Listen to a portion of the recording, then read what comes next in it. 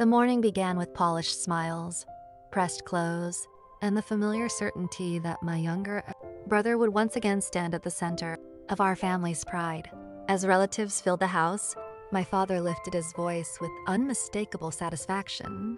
"Today is your brother's big day," he announced, drawing approving nods from everyone around him. I offered a quiet smile and remained near the doorway, dressed in ordinary civilian clothes that attracted no attention at all. Beside my chair rested a plain garment bag that nobody bothered to notice. Their conversations celebrated achievements they believed they understood. Mine remained unspoken. That silence suited me perfectly because the truth never needed an introduction. Before this day ended, everyone would discover the celebration had never belonged to my brother alone after all. Growing up, I learned early that my father believed only sons carried a family's legacy. My younger brother received every opportunity, every compliment, and endless encouragement. I, meanwhile, balanced multiple jobs, studied long after midnight, and quietly earned admission into one of the nation's most demanding military leadership programs. Graduation came without celebration. I never expected applause. Serving became my answer to every doubt. Whenever I returned home on leave, conversations revolved around my brother's promotions, new car, ambitious plans, and future successes. Nobody asked where I'd served or what responsibilities rested on my shoulders. At first, the silence stung, but resentment would have stolen the discipline I fought to build. I chose patience instead of bitterness, believing character needed no audience. Every unnoticed sacrifice strengthened my resolve. Every overlooked achievement reminded me that genuine honor grows quietly. Looking back, I realize respect earned through faithful service outlasts praise handed out too easily because truth eventually finds its rightful place before every waiting. As the afternoon unfolded, the celebration grew louder with every arriving guest. Expensive suits, polished shoes, and confident laughter filled the house. My brother welcomed every compliment with practiced ease, adding small exaggerations that nobody questioned. A few relatives eventually turned toward me, asking politely what I had been doing these past years. Before I could answer, my father smiled and said, "She's still figuring life out." The sentence landed gently, yet it carried years of quiet dismissal. My mother lowered her eyes, clearly uncomfortable, but she said nothing. I accepted the silence without protest. Moments later, my phone vibrated. An official from military headquarters calmly confirmed the afternoon ceremony and reminded me of the scheduled arrival. I thanked him, slipped the phone into my pocket, and quietly excused myself. Everyone assumed I needed time away because my brother's success overwhelmed me. They never imagined that assumption would soon expose how little they truly knew about me during lunch. My father stood and raised his glass. With complete confidence, he thanked every guest for supporting the child who truly honored the family name.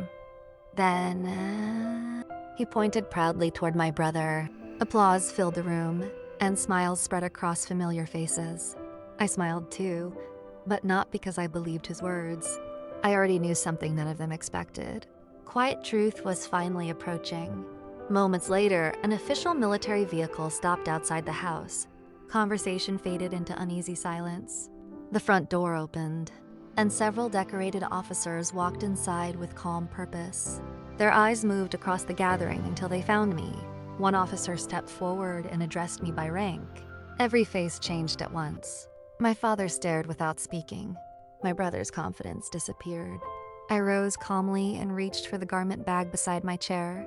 Before anyone could ask another question, I remembered one lesson service had taught me. Respect doesn't arrive with applause. It arrives with truth, always in time.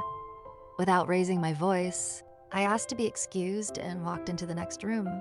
I opened the garment bag and carefully put on my formal military dress uniform. Every medal resting across my chest represented years of discipline, sacrifice, and responsibility my family had never paused to understand. When I returned, the commanding officer greeted me with a precise salute and addressed me by rank before everyone present. He formally announced my years of distinguished service, leadership, and national recognition. The room remained completely silent. No one argued. No one questioned the facts.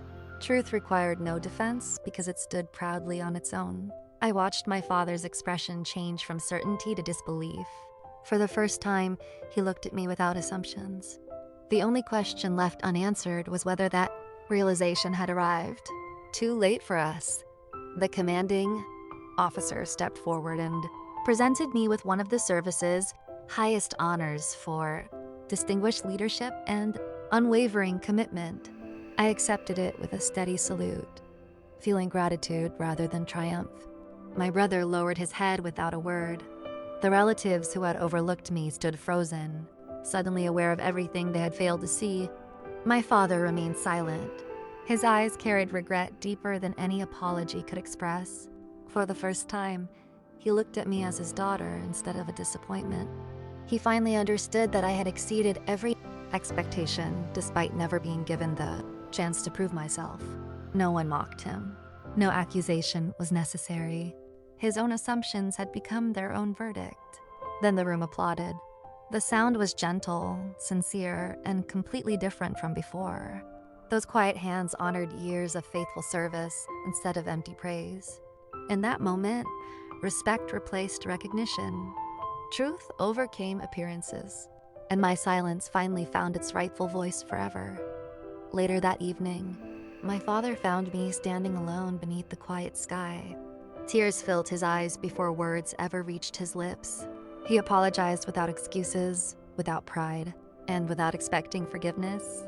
I asked for nothing because some victories are never measured by another person's regret.